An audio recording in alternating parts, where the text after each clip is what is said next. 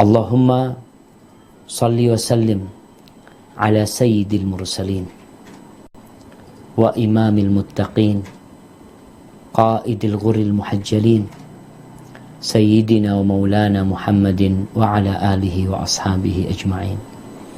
Salawat dan salam semoga tercurahkan untuk baginda Nabi kita, penghulunya para utusan Allah yang diutus untuk mengajak manusia menuju Allah, yang diutus sebagai sirajan wa qamaran munir, sebagai siraj, sebagai cahaya lentera, sirajan munira, yang terang, yang mengajak manusia untuk berjalan menuju Allah Jalla Jalaluh. Dan semoga salawat itu bersambung untuk keluarga beliau, untuk istri-istri beliau, untuk putra-putri beliau, dan untuk seluruh sahabat Nabi. Semoga Allah meridhai kita bersama mereka.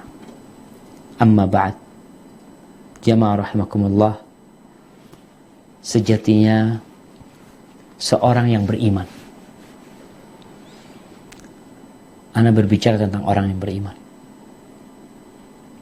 Beriman kalau dia diciptakan tidak sia-sia.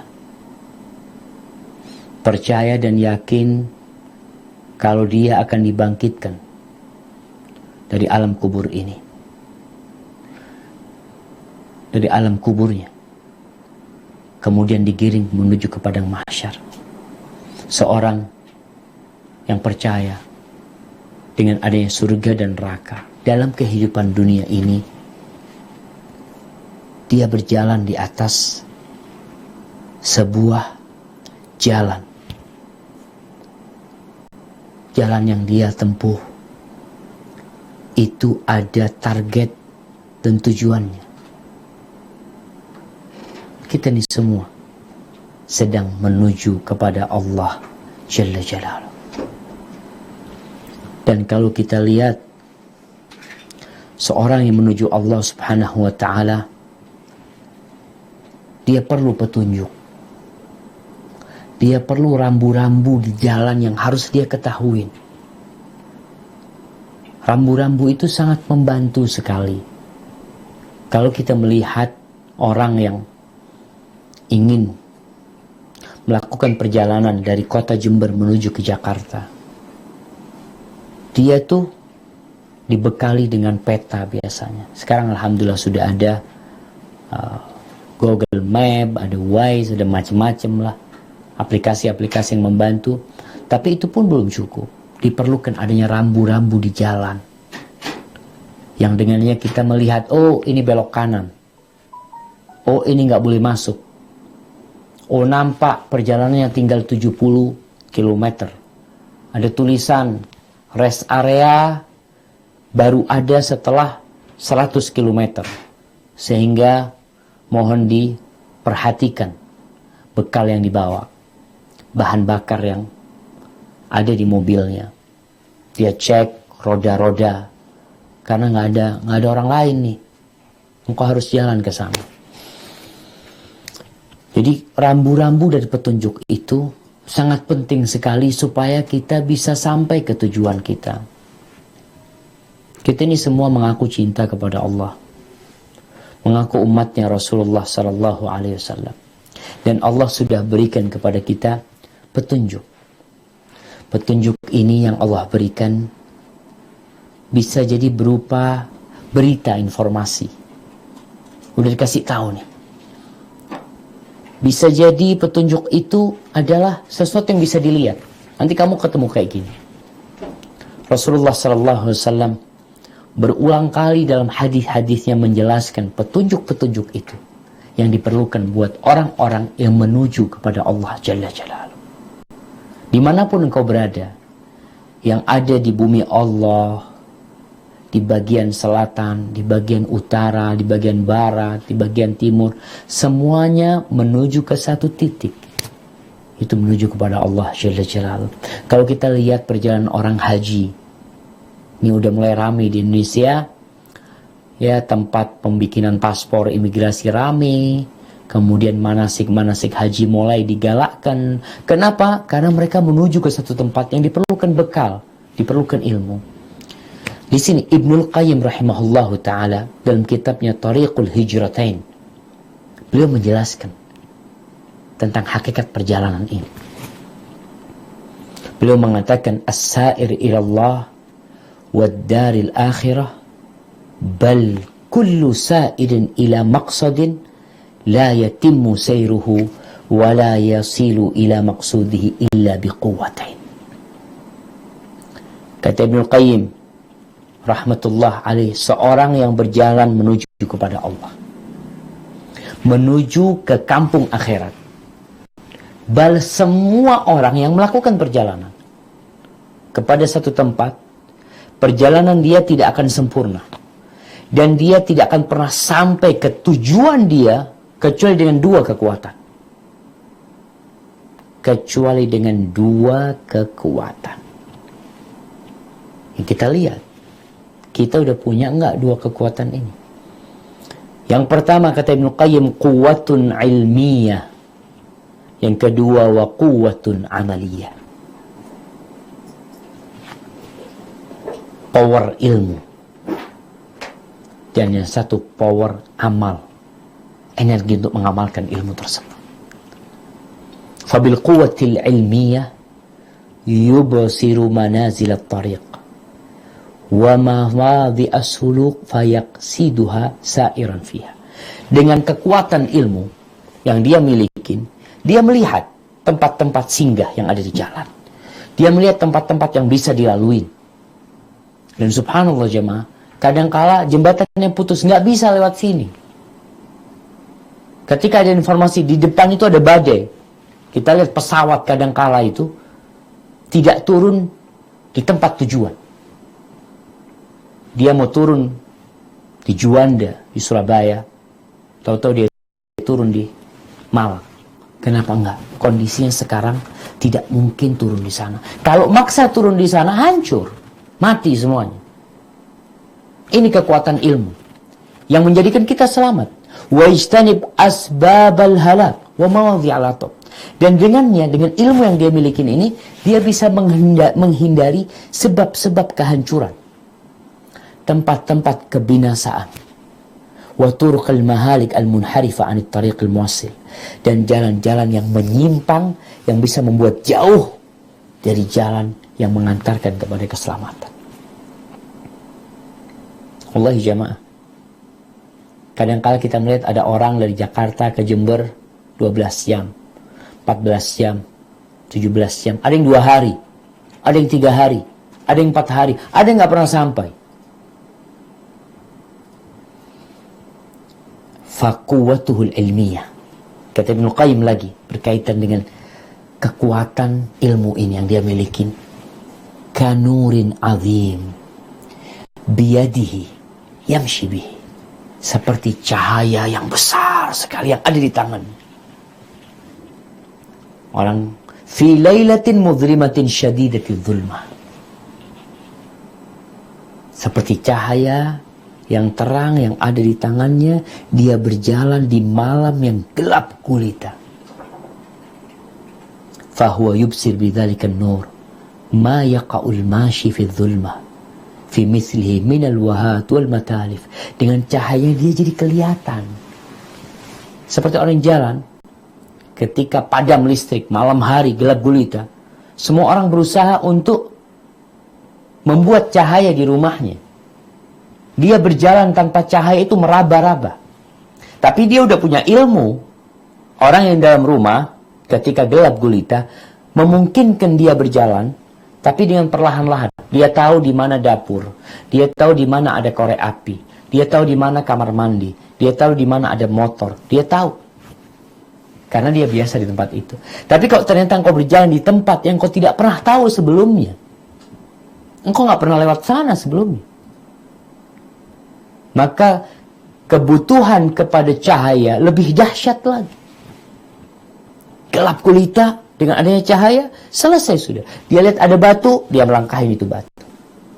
Dia ternyata ada got, ada pasir yang membuat mobil nggak bisa berjalan, ada duri atau apa saja.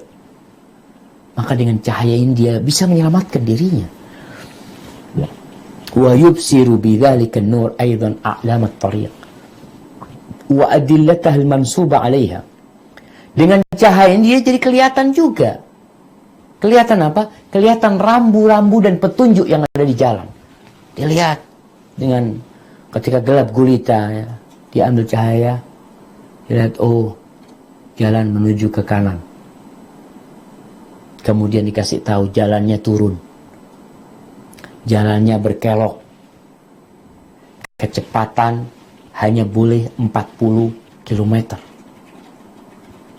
Kemudian dikasih tahu nggak boleh sendirian karena banyak bajing loncat, banyak perampok, banyak penyamun. Ada petunjuk-petunjuk yang dikasih tahu. Kadang kita lihat petunjuk di pinggir jalan, jalannya masya Allah bagus, tapi ada petunjuk gambar kangguru.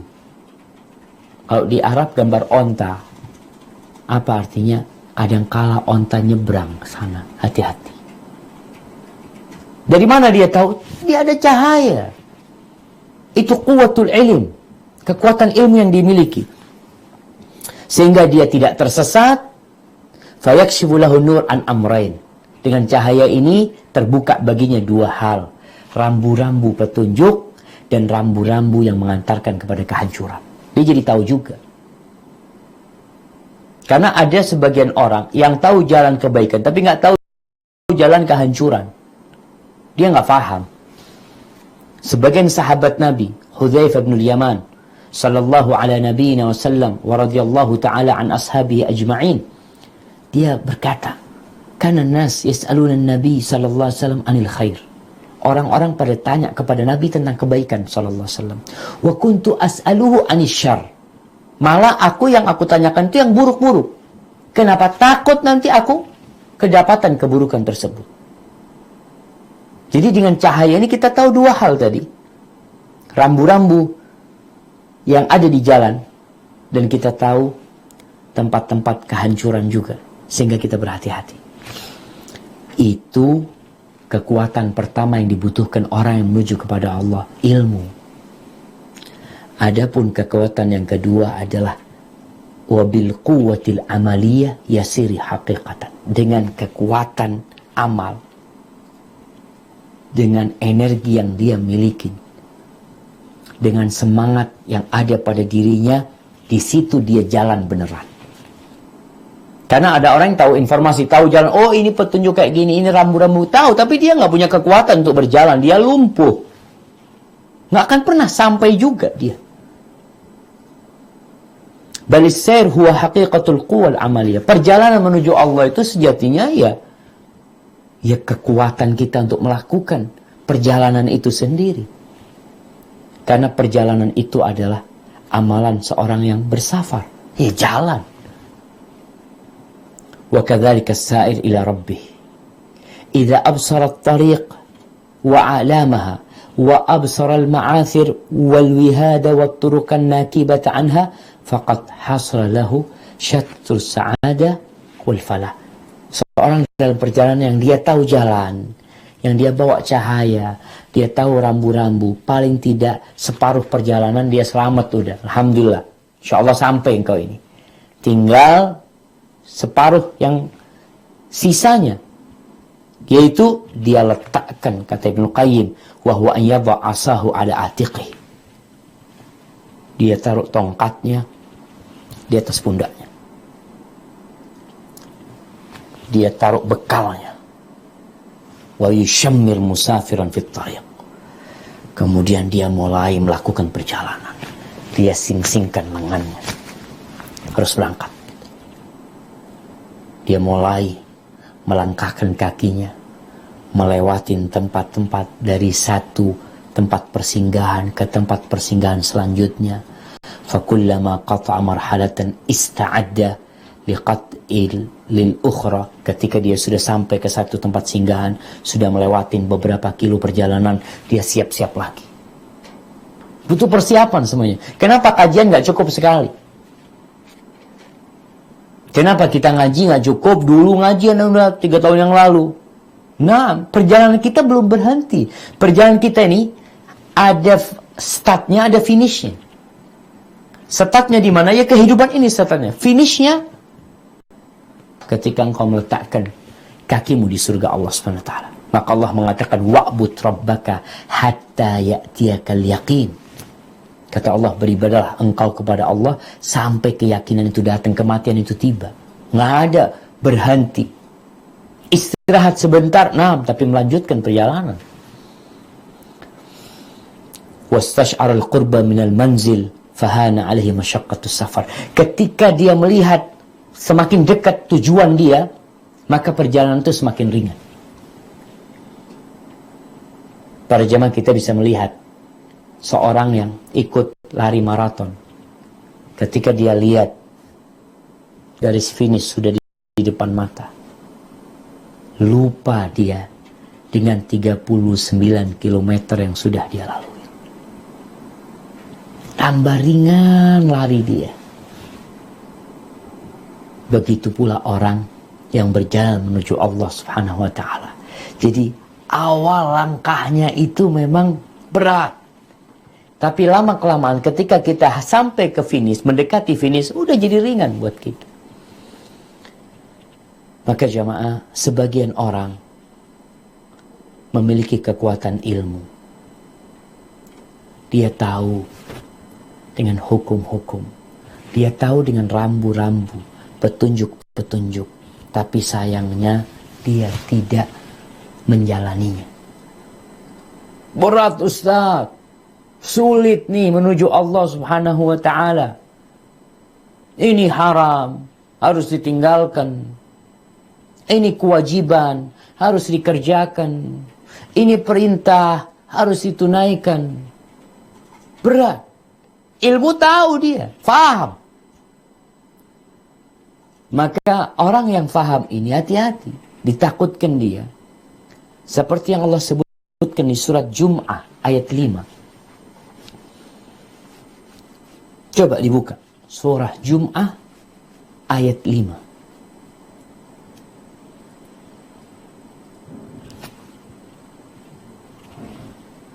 Surat Jum'ah, fadhal. Siapa yang mau baca?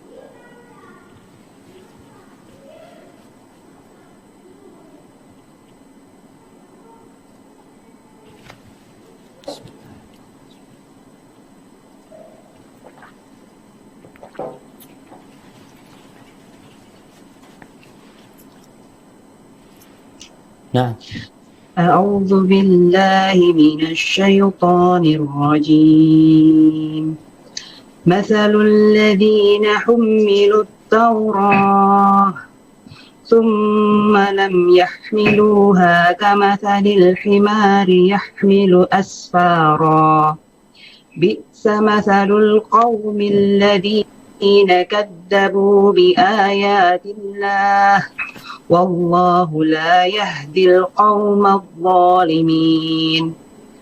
Perumpamaan orang-orang yang diberi tugas membawa Taurat, kemudian mereka tidak mengamalkannya, adalah seperti keledai yang membawa kitab-kitab yang tebal. Sangat buruk perumpamaan kaum yang mendustakan ayat-ayat Allah, dan Allah tidak memberi petunjuk kepada orang-orang yang zalim. Nah, orang-orang zalim tuh, orang-orang Yahudi dikasih Taurat, nih kitabnya. Ini petunjuknya. Ini rambu-rambunya. Silahkan. Jalan. Nggak jalan. Ilmu udah dapet. Maka berat jemaah. Seperti keledai. Orang sudah dikasih tahu. Udah punya ilmu. Ini lo haram. Ini lo wajib. Kasih tahu sholat ini rukun Islam. Oh iya, anak paham. Sejak kecil anak dikasih tahu. Loh, tapi kenapa engkau nggak mengerjakan? Pernah di Jakarta ada seorang wanita yang curhat. Dia mengatakan, Ustaz, suami anak ini guru agama di sekolah, disebutkan sekolahannya, guru agama SMA. Tapi dia nggak sholat, Ustaz. Lulusan perguruan tinggi Islam, tidak sholat. Kenapa? Cari makan dong. Tujuan dia belajar untuk cari makan. bukan untuk diamalkan. Padahal ilmu sebenarnya, kekuatan ilmu tadi, supaya kita bisa tahu mana jalannya, lalu kita, kalau kita naik mobil, kita hidupin mobil kita. Kita starter, cek bensinnya cukup semuanya, kemudian kaki kita taruh di gas, kita pegang gear, masukkan ke 1, atau kalau matic kita masukkan ke drive, kita jalan. Ini orang enggak. Punya ilmu, tapi seperti keledai. Maka jangan sampai kita ini yang ngaji lagi. Alhamdulillah kita diperintahkan untuk menuntut ilmu, tapi ilmu untuk diamalin. Dan ada orang di masyarakat yang memiliki kekuatan fisik untuk beramal, semangat lebih untuk beramal. Kalau kita ngelihat dia, Masya Allah, suka beramal. Puasa sunnah dia kerjakan, berzikir dia kerjakan, haji, umrah. Cuma sayangnya lemah keilmuan dia. Semangat aja nggak cukup. Karena antum kalau semangat, kita kalau semangat menuju ke satu tempat tujuan kita, tapi kita nggak tahu dengan rambu-rambu. Kita lihat rambu-rambu, tapi nggak paham. Kenapa orang mau ambil SIM itu? Ada 2 tes. Yang pertama, tes teori. Ilmu nih, dites ilmunya. Tahu nggak? Boleh nggak ini belok kanan? Boleh nggak belok kiri? Ini rambu ini tandanya apa? Itu teori tes dia. Yang kedua, tes praktek. Bisa nggak engkau jalan? Kakimu bisa nggak nginjek gas? Bisa pegang setir? Bisa apa nggak? Itu dites. Ada orang yang Masya Allah punya kekuatan, dia bisa nyetir, tapi nggak tahu sama rambu-rambu. Nabrak sana, nabrak sini, ditabrak dia mungkin. Lampu merah nggak paham apa maksudnya lampu merah. Mana yang lebih dahulu harus berjalan ketika ada di tikungan, ada di bundaran. Nggak paham. Maka di sini orang yang beramal, yang semangat beribadah tanpa dasar ilmu, biasanya akan salah dan melakukan bid'ah. Melakukan perbuatan yang Nabi SAW mengatakan, iyyakum wa muhdatsatil umur fa inna kulla muhdatsatin bid'ah. Kalian hati-hati dengan perkara-perkara yang baru dalam urusan agama.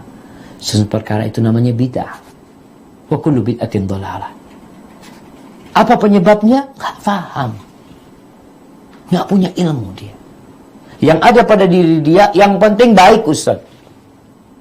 Ya, kita bisa lihat. Agama ini ada aturannya. Contoh yang sangat mudah sekali. Puasa di hari Jumat. Orang berpikir, Masya Allah hari Jumat hari yang paling mulia, anak mau puasa. Antum Kamis puasa? Enggak, Sabtu enggak puasa. Anak mau puasa hari Jumat. Anak mau mengkhususkan. Ini hari yang paling mulia. Hari diciptakannya Nabi Adam alaihissalam. Hari terjadinya kiamat nanti di sana. Kita disuruh banyak berselawat. Kalau anak puasa, di hari Jumat anak akan lebih semangat beribadah lagi. Nggak mikirin sarapan, nggak mikirin makan siang. Anak akan lebih fokus berdoa di akhir Jumat. Kalau anak lagi nggak berpuasa, ya anak bisa makan. Tapi itu, anak lagi puasa, doanya mustajab seorang yang puasa, dan di akhir Jumat. Anak mau mengkhususkan tiap satu pekan anak puasanya hari Jumat. Semangat. Tapi nggak punya kekuatan ilmu. Biasanya orang yang semangat tidak punya kekuatan ilmu, kalau dikasih tahu, apa bantahan dia? Ini kan baik. Urusannya bukan hanya baik, tapi harus benar. Karena bisa jadi kebaikan itu subjektif, engkau aja yang menganggap itu baik. Tapi apakah benar itu baik dalam pandangan syariat? Enggak, maka diperlukan ilmu. Kedua kekuatan ini harus bersamaan, jamaah. Oh, berarti semua harus jadi ulama? Enggak. Bertanya kepada yang alim. Maka Allah mengatakan, fas'alu ahla dzikri in kuntum la ta'lamun.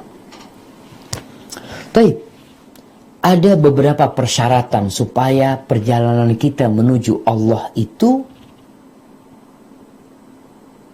lebih mudah buat kita. Kalau tadi itu disebutkan 2 kekuatan harus mendampingi seseorang, Kalau ini syaratnya sekarang, antum kalau mau jalan harus penuhi syarat ini.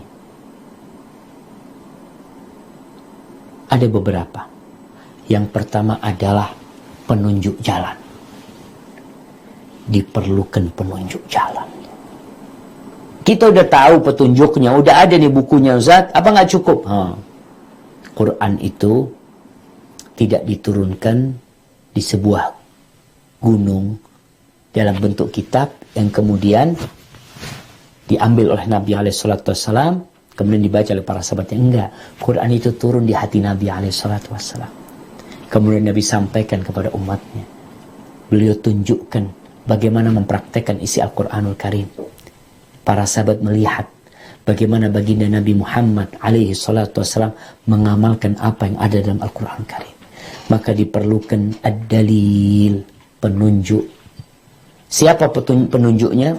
Ya, seorang guru, seorang alim ulama yang mengamalkan ilmunya, seorang ustadz yang kita tahu bagaimana semangat dia mengamalkan apa yang dia ketahui. Karena ada ustadz tahu ini sunnah tapi ditinggalin. Ya kan cuma sunnah, gimana Anda mau ikut ustadz? Anda ini butuh orang yang punya kekuatan ilmu dan kekuatan amal. Jadi ketika memilih seorang guru pun kita disuruh milih. Jangan sampai salah pilih guru. Kita perlu seorang yang menunjukin kita, yang dia tahu sama jalan, dan dia ikhlas dari hatinya, dan dia bisa memberikan arahan kepada kita, dan dia bisa mengetahui kekurangan-kekurangan kita. Dia bukan hanya menunjukkan jalan, tapi dia menunjukkan diri kita. Kamu tuh, oh kayaknya udah capek nih kamu. Oh kayaknya kamu seperti ini. Perjalanan ini panjang, jamaah. Ada orang-orang yang belum sampai, balik. Merasa berat, nggak kuat, nggak tahan. Padahal dia udah jalan tuh. Awalnya dia memang salah jalan. Kemudian ketemu seorang guru. Diajak oleh gurunya ini menuju kepada jalan yang benar, yang sahih. Tapi dalam perjalanan itu ternyata ya godaan terlalu dahsyat, lemahnya semangat dia, akhirnya dia berhenti. Haibati fillah, ketahuilah bahwasanya jalan menuju kepada Allah ini luas, semua orang bisa jalan di sana. Luas sekali jalannya. Dan jalan ini sebenarnya udah pernah dilewatin oleh orang-orang sebelum kita. Para nabi melewatin jalan itu. Para sahabat Nabi, Abu Bakar udah lewat jalan ini. Umar bin Khattab udah melewatin. Antum bisa lihat bagaimana perjalanan Umar melewatin jalan ini. Utsman bin Affan sampai akhirnya terbunuh Utsman bin Affan dalam perjalanan menuju kepada Allah Subhanahu wa taala. Ali bin Abi Thalib juga akhirnya terbunuh dalam perjalanan menuju kepada Allah Subhanahu wa taala. Umar pun dibunuh. Sebagian sahabat dalam perjalanan menuju Allah, subhanallah, harus meninggalkan hartanya, harus ditinggal sama orang tuanya, harus dicaci maki. Nah, jadi jalan yang kita laluin ini udah sebenarnya nggak perlu apa ya, nggak terlalu berat kalau kita sudah pernah mendengar. Oh, semua orang udah pernah nyampe. Seperti seorang yang mendaki gunung Himalaya, Everest. Sana. Kalau belum pernah ada orang yang sampai sana, kita kan berat, ya Allah. Mungkinkah aku sampai ke sana? Tapi ketika dikasih tahu sudah banyak yang sampai ke sana, kamu insya Allah bisa sampai.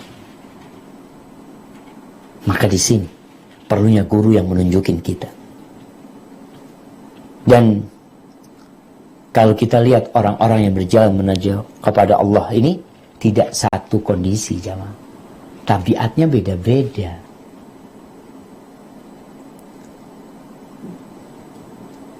Maka kita perlu tahu, kita mau lewat yang mana nih? Jalannya kan luas, besar jalannya, semuanya lewat orang di sana tuh. Gimana Anda jalan? Anda mulainya dari mana, Ustaz? Terus gimana supaya Anda tetap di sana? Kapan Anda boleh berhenti? Dan sampai kapan Anda berjalan? Ini siapa yang menjelaskan? Seorang guru. Itu kalau istilah di perdagangan itu bukan dagang ya. Ada mentoringnya, ada mentornya yang memberikan arahan. Orang mau buka usaha juga kadang-kala perlu konsultan, perlu mentor yang memberikan arahan kepada dia. Kalau itu dalam urusan dunia, bagaimana dagangan anak ini supaya sukses? Gimana dengan urusan menuju membawa diri kita, membawa istri kita, membawa anak-anak kita menuju kepada Allah SWT? Butuh ada yang mementor kita, yang memberikan arahan kepada kita.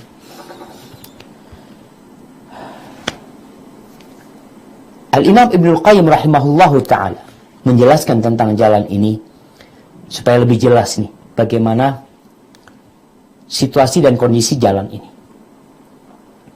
Beliau mengatakan at-tariqu ila Allah fil haqiqah wahid la ta'adduda fiha. Jalan menuju Allah itu sejatinya satu. Enggak banyak jalan menuju kepada Allah. Satu cuma.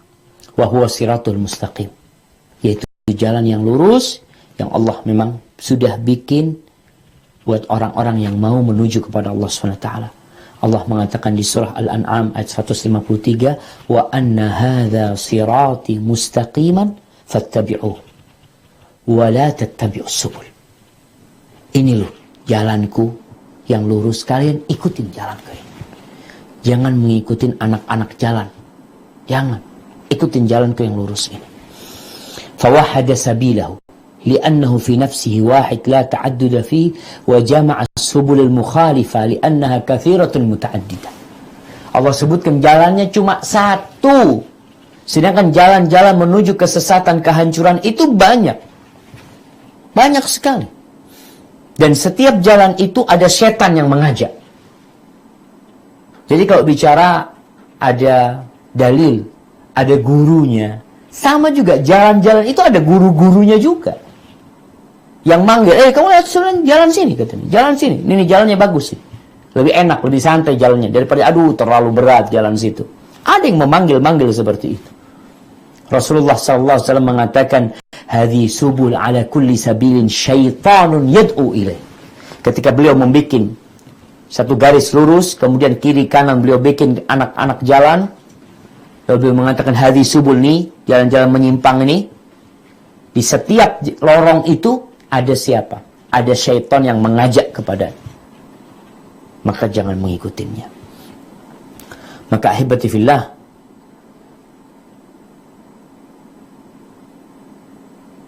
jalan menuju Allah itu satu. Itulah jalan yang benar. Semuanya sesat. Akan tetapi banyak jalan-jalan kebaikan yang berada di jalan yang satu tersebut. Karena manusia ini memiliki kecondongan yang beda-beda. Sehingga ada orang, ini pentingnya seorang guru ya. Guru itu melihat, guru di sekolahan lah. Melihat anaknya, nak, kamu kayaknya nanti jadi dokter ya.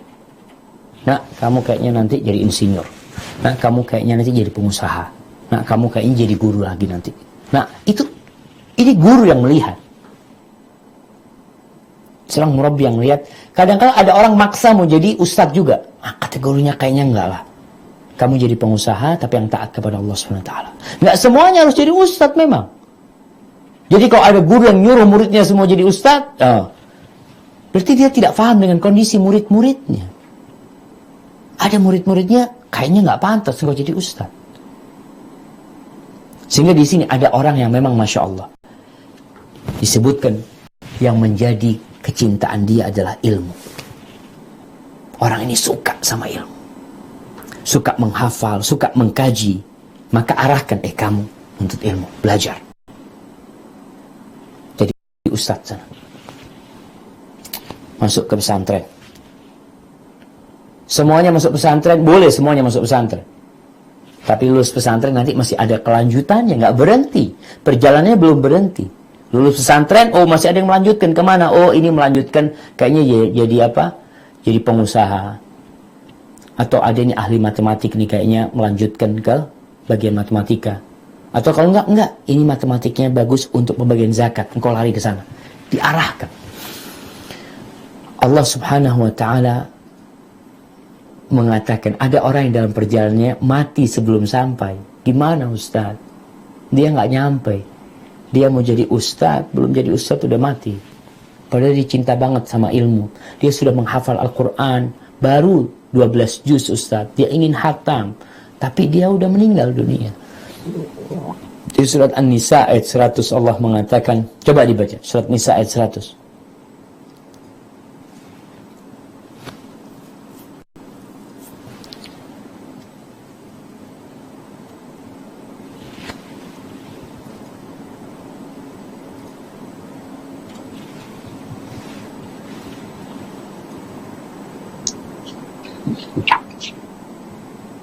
أعوذ بالله من الشيطان الرجيم ومن يهاجر في سبيل الله يجد في الأرض مراغما كثيرا وسعة ومن يخرج من بيته مهاجرا إلى الله ورسوله ثم يدركه الموت فقد وقع أجره على الله وكان الله غفورا رحيما.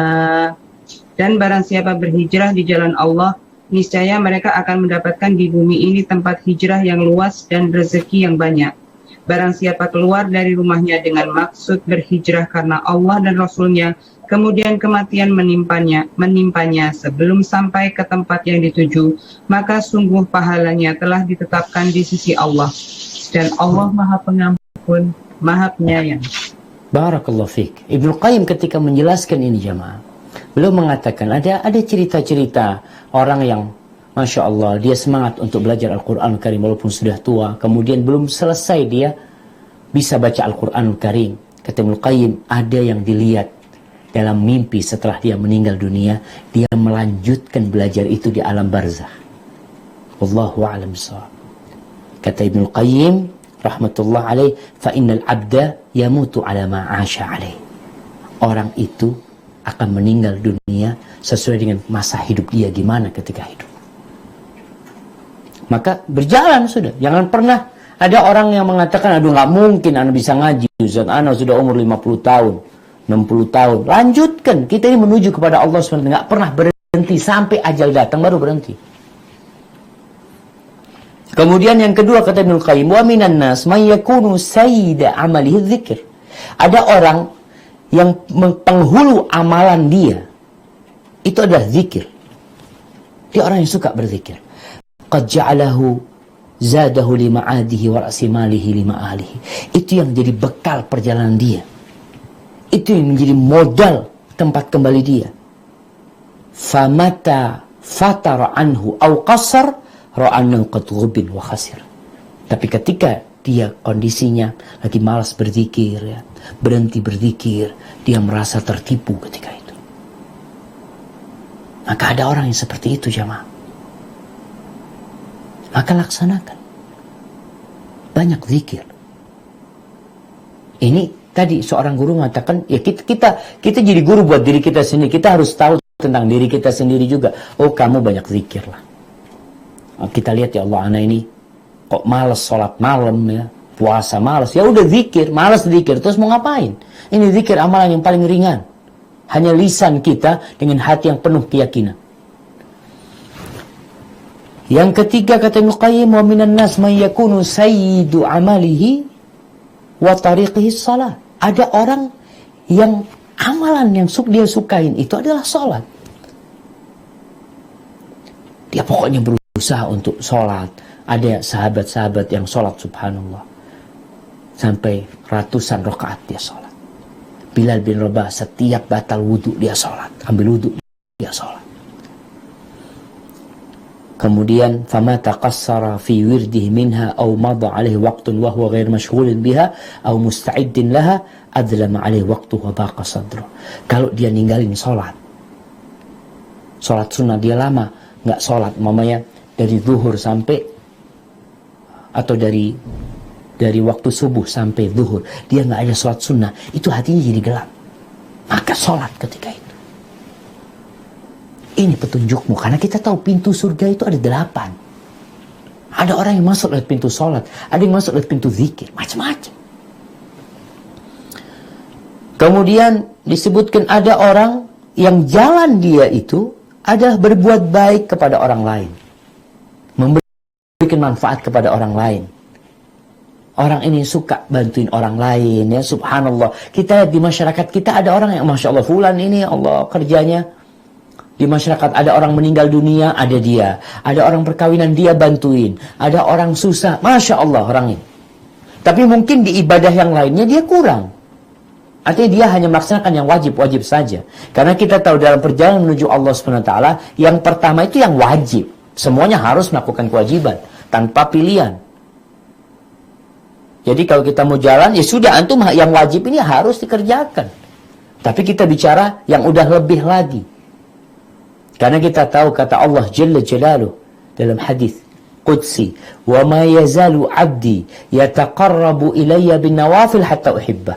Ada hamba-hambaku yang terus mendekatkan dirinya kepadaku dengan yang sunnah-sunnah, sehingga aku cinta kepada dia. Setelah yang wajib, kalau yang wajib semua sama. Orang yang berjalan, bekalnya yang wajib, itu jelas sudah.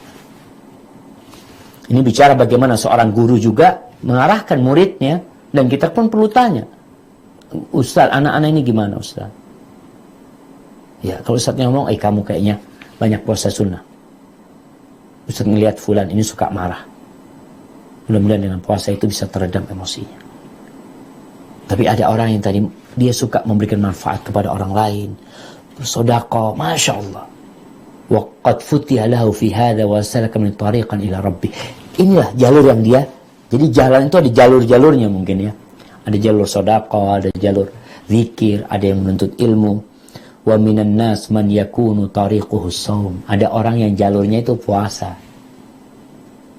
Puasa. Ninggalkan puasa sunnah, hatinya rusak. Kondisinya sudah menakutkan. Jadi jamaah, kalau bicara ada orang yang futur ya, mengatakan Ustaz, ana lagi futur Ustaz. Baik. Kita lihat orang ini, antum sebelumnya apa yang amalan biasa antum amalkan gitu loh. Amalan spesial yang antum amalkan. Ana biasa puasa sunnah Ustaz, sekarang udah sebulan gak puasa. Ya ini sekarang, puasa sunnah. Langsung laksanakan puasa sunnah. Sejatinya engkau sudah tahu penyakitmu ini sebabnya apa.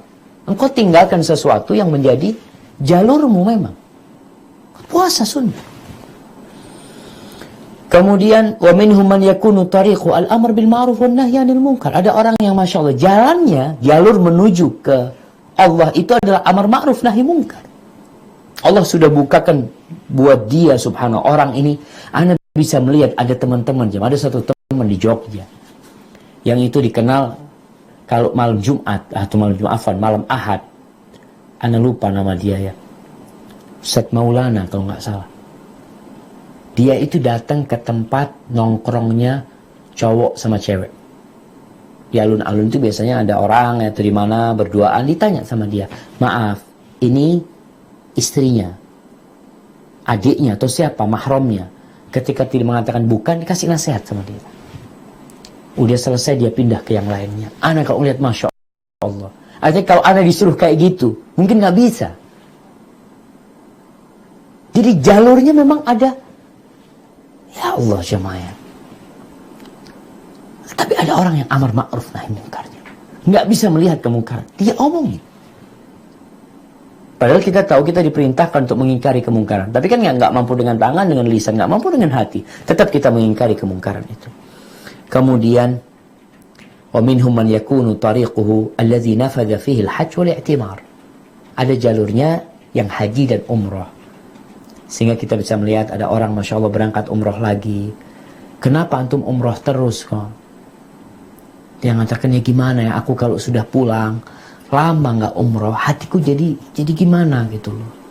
Jadi bukan hanya melaksanakan kewajiban lagi dia sudah menuju ke Allah lewat jalur ini. Kemudian wa minhum man yakunu tariquhu qat'al alaik wa tajridil himmah wa dawamil muraqabah wa mura'atil khawatir wa hifdzil awqat an tadhhab dha'i'a. Ada orang yang jalurnya itu meninggalkan segala hal yang membuat waktunya hilang. Dia menghindari perkara-perkara yang memutuskan hubungan dia dengan Allah SWT. Pokoknya semangat dia adalah, ya, dia merasa senantiasa Allah mengawasin dia. Dia memperhatikan hatinya, dia menjaga waktunya, jangan sampai hilang tanpa manfaat. Ada orang, subhanallah, ada sebagian ustadz yang sampai saat ini tidak mau pakai gadget, pakai smartphone. Enggak, sudah anak. Ada banyak ilmu anak mau baca kitab. Takut nanti smartphone ini ngambil waktu dia. Ada yang harus, kadangkala sebagian jamaah marah. Kenapa Ustaz WA anak kok nggak dibales? Anak sudah WA 7 hari yang lalu belum dibuka sama Ustaz. Oh, apa? Jamaah, itu termasuk yang ambil waktu kita. Ada orang yang ninggalkan itu. Karena anak lihat jalannya anak ini udah nggak bisa. Anak kalau kena sedikit ke sana habis. Maka perlu diputus sama dia. Yang ke-9, wa minhum jami'ul manfath. Ada orang yang jalurnya, semua jalur dia lewatin. Ini menuju kepada Allah Subhanahu wa taala. As-salik ilallah fi kulli wadin al-wasil ilaih min kulli tariq. Dia ngelewatin semua jalur, lembah mana aja, salat dia ikutin, zikir iya, puasa iya, amar ma'ruf nahi munkar. Fa huwa ja'ala wadha'if ubudiyatihi qiblata qalbi. Dia pokoknya mau menghadap kepada Allah semuanya sudah. Dia mau menghambakan diri kepada Allah dengan keseluruhannya. Mata dia hanya ke sana sudah. Kepada Allah Jalla Jalaluhu. Fa aina kanat al-'ubudiyyah wajadtahu hunalika. Kata Ibnu Qayyim, di mana aja di situ ada ibadah, maka engkau akan dapatin orang ini bersama mereka. In kana ilm wajadtahu ma ahli. Bismillah.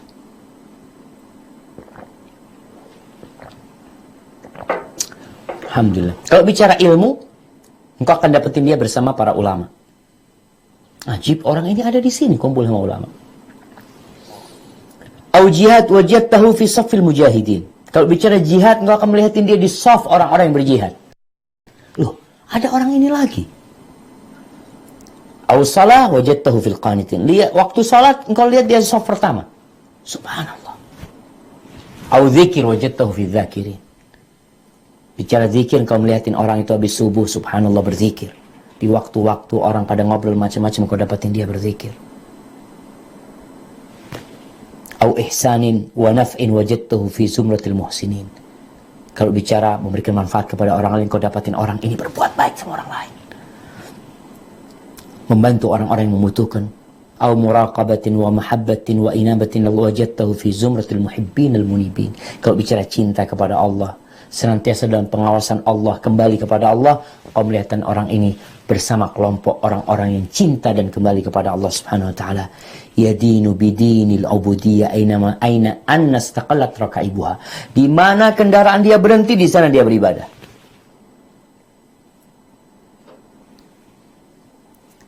Wa itawajjah ilaiha haitsu istaqarrat madharibuha law qila lahu ma turidu min al-a'mal. Dia pokoknya jamaah, orangnya dimanapun ada kondisi ibadah pengabdian kepada Allah, dia akan lakukan itu. Kalau ditanya, engkau itu amalan apa sih yang kau ingin lakukan? Qala, dia akan mengatakan, uridu an unaffidha awamir rabbi haitsu kanat wa aina kanat. Yang aku inginkan adalah melaksanakan perintah Rabbku apa saja dan di mana saja. Aku ingin mengamalkan hal itu. Jadi nggak ada di diri dia kecuali untuk melaksanakan perintah Allah Subhanahu wa taala. Hatinya, jiwanya, badannya, itu semuanya menuju kepada Allah Subhanahu wa taala. Apa yang dia tunggu? Yang dia tunggu adalah bayaran dari Allah Subhanahu wa taala.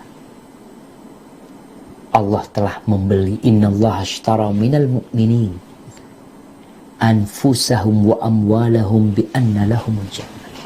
Allah tuh udah beli dari kita, dari orang-orang beriman. Apa yang Allah beli dari kita? Jiwa kita, harta kita. Terus Allah kasih apa? Surga.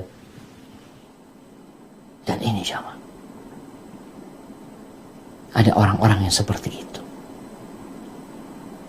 Dimanapun dia berada, waktu kajian dia datang kajian, waktu sholat berjamaah dia ada di sana. Pembahasan yang panjang sekali dari Ibnu Qayyim tentang bagaimana kondisi manusia. Tapi yang jelas, tugas kita adalah mencari guru sekarang yang mengarahkan kita dalam perjalanan ini. Mencari seorang ustadz yang mendidik kita, yang mengarahkan kita agar kita tidak salah jalan. Seorang yang alim, yang mengamalkan ilmunya. Kalau ada yang mengatakan susah sekarang dekat sama ustadz, berat, katanya di mana kita dapat? Bagi teman-teman mungkin yang di Australia, Allah berfirman, "Wa man yattaqillah yaj'al lahu makhrajan." Barang siapa bertakwa kepada Allah, Allah akan kasih jalan keluar buat dia. Allah akan kasih jalan keluar. Wa yarzuqhu min haitsu la yahtasib. Dan Allah akan kasih rezeki dari arah yang tidak dia sangka-sangka. Wa may yatawakkal 'ala Allah fa huwa hasbuh. Yang bertawakal kepada Allah, Allah yang akan mencukupinya. Kita minta sama Allah. Dekatkan diri kita kepada Allah Jalla Jalla. Tinggalkan larangan. Hindari yang dilarang sama Allah. Laksanakan perintah Allah, Allah akan kasih rezeki kita. Kemudian bergantung sama Allah. Innallaha balighu amrih, qad ja'alallah likulli syai'in qadra. Allah itu akan menyampaikan urusannya. Allah sudah tentukan kapan keputusannya itu akan terjadi. Maka kalau cari guru nggak harus cari yang terkenal, cari yang famous, cari yang tersohor, Ustadz Fulan. Kemudian kau berpikir nggak mungkin bisa ngarahkan anak kecuali mereka. Mereka ustadz terkenal. Enggak jamaah. Dan kita tahu orang-orang yang terkenal, orang-orang yang tersohor dari dai, ulama, penuntut ilmu, mereka itu harus bayar pajak keterkenalan mereka. Sehingga mereka tidak punya waktu untuk seorang pun.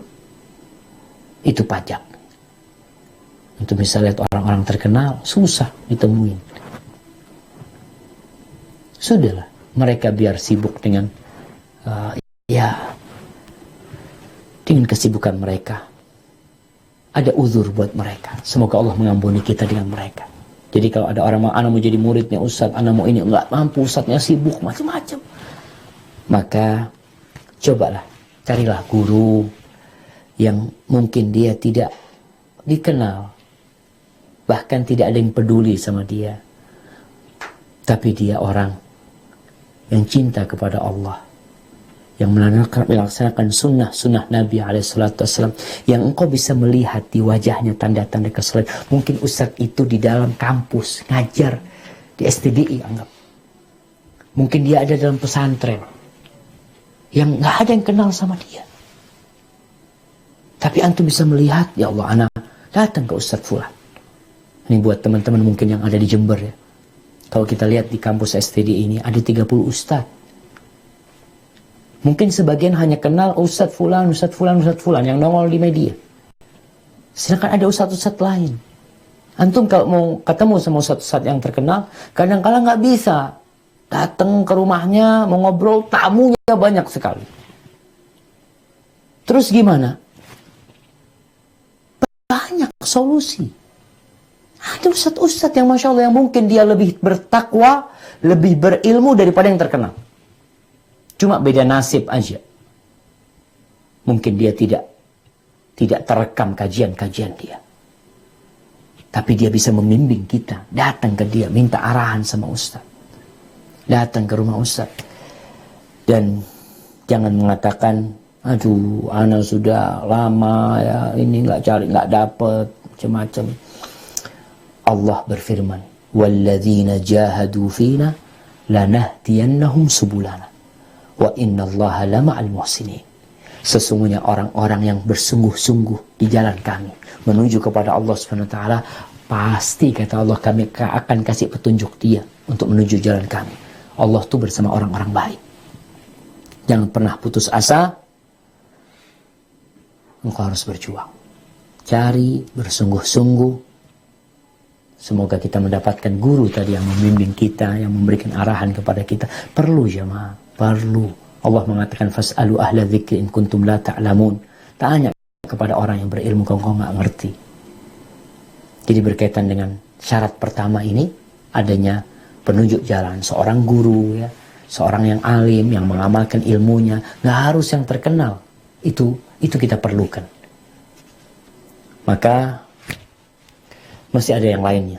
Insyaallah kita lanjutkan pada pertemuan yang akan datang tentang syarat-syarat perjalanan menuju Allah SWT, supaya kita nggak salah jalan. Jangan ketika berpikir berjalan menuju pada Allah itu yang kerjanya cuma zikir aja ya di masjid, nggak ngurusin yang lainnya. Kemudian mereka memandang orang-orang yang sibuk, umpamanya tidak ikut berzikir, ini orang-orang yang tidak berjalan menuju Allah. Tadi kita bicarakan, ada yang jalannya menuju kepada Allah dengan memberikan manfaat kepada orang. Dia berdagang, dia berusaha, dia kasih manfaat sama orang. Ada yang jalannya lewat ilmu, dia ajarkan ilmunya. Ada yang jalannya ya lewat puasa, dia kerjanya Masya Allah puasa. Maka jalan-jalan itu artinya lorong-lorong menuju Allah SWT, jalur-jalur menuju kepada Allah. Di jalan yang satu ini tetap kita jalanin. Pentingnya guru jangan diremehkan.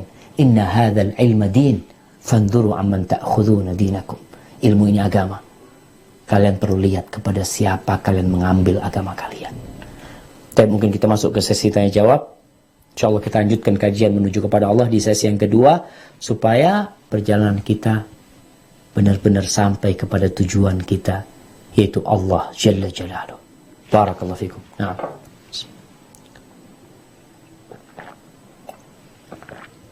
Ini yang dari Assalamualaikum warahmatullahi wabarakatuh. Waalaikumsalam warahmatullahi wabarakatuh. Ustaz, saya mau bertanya, tapi ini luar topik, tentang bagaimana hukumnya seorang anak meminjam uang dengan orang tua tapi tidak dikembalikan. Nah, sang kakak sebagai yang memberikan jaminan, apakah itu berdosa juga kalau adiknya tidak membayar hutangnya? Kebetulan Tunggu bentar, ini ada yang menjamin. ya, menjamin itu Baik, kakaknya. anak pinjam sama orang tua, yang jamin kakaknya. Kakaknya, karena melihat selama ini orang tuanya tidak berlaku adil terhadap adik-adiknya. Jadi apakah seorang kakak itu ikut berdosa juga kalau adiknya tidak membayar hutang pada orang tuanya? Nah, Keluarganya adalah keluarga orang, maksudnya mempunyai sedikit kelebihan lah. Jadi orang tua lebih banyak uangnya pada anak-anaknya. Jadi ketika ada satu orang anak tidak diberlakukan adil, jadi kakaknya melihat kasihan adiknya tidak dibantu oleh orang tuanya. Bagaimana hukumnya terhadap kakak tersebut? Siap. Jadi, adiknya juga tidak mau bayar karena menganggap yang lainnya sudah diberikan kasih sayang yang berlebihan. Terima kasih, Ustaz. ya barakallahu fiik. Subhanallah jamaah. Ini sama, ini masuk dalam pembahasan kita dalam perjalanan menuju kepada Allah Subhanahu wa taala. Kita kan harus tahu hukum, tadi ilmu. Apa yang harus dilakukan seorang anak? Orang tuanya tidak adil. Apakah dengan seperti itu sang anak boleh mengambil harta orang tuanya? Karena orang yang berhutang dengan niat tidak bayar, laqiyallahu yaumal qiyamah sariqan. Dia akan berjumpa dengan Allah pada hari kiamat sebagai pencuri. Sebagai pencuri dia. Dia berjumpa dengan Allah karena dia niat nggak mau bayar. Dan Rasul SAW mengatakan, man akhadha amwalan nas yuridu ada'adallah anhu. Barang siapa yang mengambil harta manusia dengan niatan dia untuk mengembalikannya, Allah yang akan bayarin. Tapi kalau niat awal sudah tidak mau bayar, Allah akan menghancurkan dia. Akhirnya nggak bisa bayar. Kondisi kakak di sini sebagai penjamin, dia berdosa. Dan kalau katakan Ustaz, orang tuanya tidak adil. Baik, ketidakadilan itu akan menjadi dosa buat orang tua, tapi tidak menjadikan dia boleh mengambil harta orang itu. Jadi jangan jadi, dulu ada istilah jangan jadi Robin Hood. Ambil hartanya orang kaya, kasihkan ke fakir miskin. Dengan harapan dia melakukan keadilan. Enggak, caranya yang salah. Wallahu a'lam, ini pandangan anak tetap. Kakaknya yang menjamin, karena penjamin itu, kalau si adik nggak bayar, kakaknya yang bayar. Itu harus seperti itu memang penjamin itu. Ketika, jangan bicara kakak beradik sama orang lain. Yang menjamin itu bertanggung jawab kalau fulan tidak bayar, maka dia harus membayarnya. Dan urusan orang tua, maka perlu adanya, kalau tadi dikatakan orang tuanya ini zalim. Orang tuanya tidak adil. Dan kita tahu Rasulullah SAW menyuruh orang tua untuk adil kepada anak-anaknya. Kalau sang anak tidak bisa ngasih tahu orang tua, karena memang sebagian orang tua susah zaman. Nanti kita akan membahas bahwasanya syarat kedua yang diperlukan orang menuju kepada Allah itu teman. Bisa jadi teman kita itu orang tua kita. Bagaimana memilih teman dalam perjalanan itu? Bisa jadi istri, bisa jadi anak. Kalau bicara teman dalam perjalanan menuju kepada Allah Subhanahu wa taala. Jadi kita lihat ternyata orang tuanya ya melakukan kezaliman. Apa tugas anak? Menyelamatkan orang tuanya.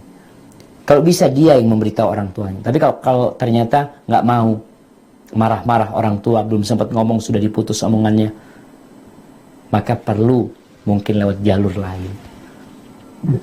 Ini termasuk kebaktian anak kepada orang tua. Jangan dibiarkan orang tua melakukan kezaliman, karena kezaliman itu sampai kepada anak pun akan menjadi kegelapan pada hari kiamat nantinya.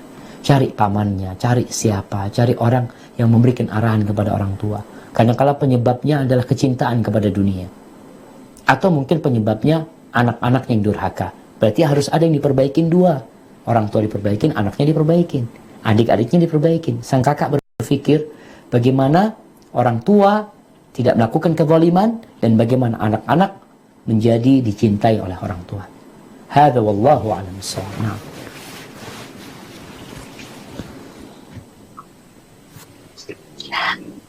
Assalamualaikum warahmatullahi wabarakatuh, Ustadz. Waalaikumsalam warahmatullahi wabarakatuh.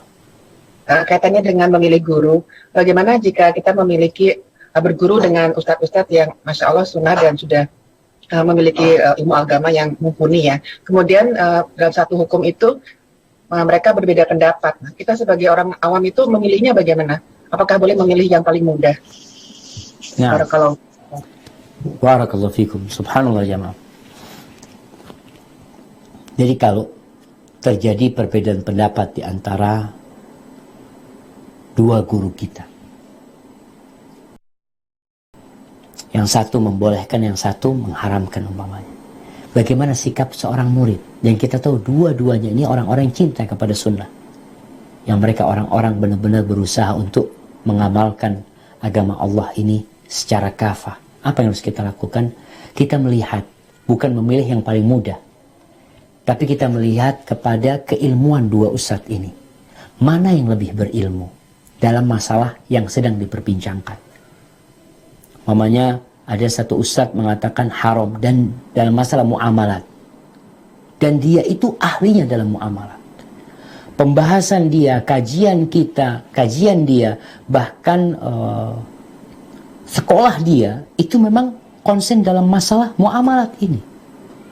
Sehingga dia memiliki cakupan ilmu yang lebih luas daripada ustadz